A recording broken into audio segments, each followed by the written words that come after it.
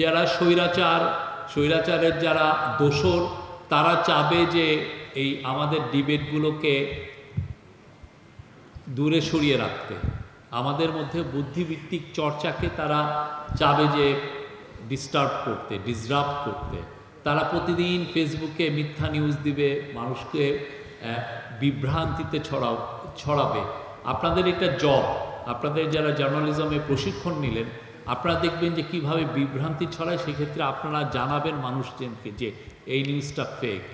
এই বিষয়টা নিয়ে যারা এই স্বৈরাচারের দোসররা যে নিউজগুলো ফেসবুকে দিচ্ছে বা সোশ্যাল মিডিয়া দিচ্ছে, আপনারাই এটা জানিয়ে দিবেন। আপনার ছোট ছোট গ্রুপ হয়ে আপনারা এই কাজগুলো করবেন, ঠেকিয়ে দিবেন যে না, এই নিউজটা, এই তথ্যটা ভুল, এই তথ্যটার মধ্যে সমস্যা আছে।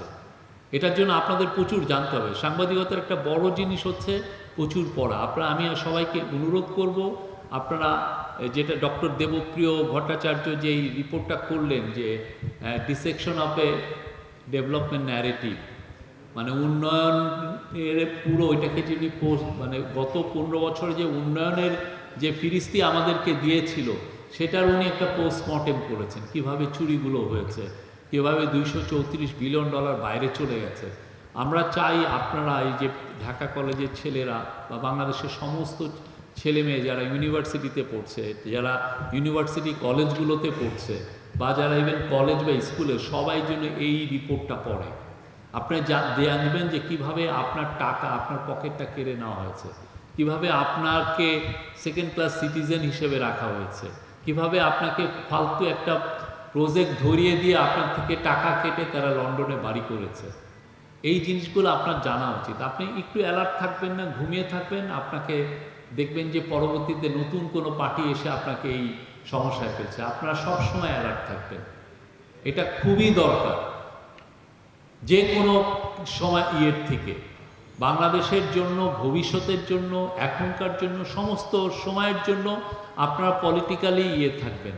যতগুলো ছাত্র সংসদ আছে, যতগুলো এখানে ছাত্র দল আছে, অন্য দল আছে, সবাই আপনারা যারা যারা আছেন প্রচুর পড়বেন কিভাবে আপনাদের টাকাগুলো, আপনাদের অধিকারগুলো খর্ব করেছিল স্বৈরাচারের দোসরগুলো এবং স্বৈরাচার।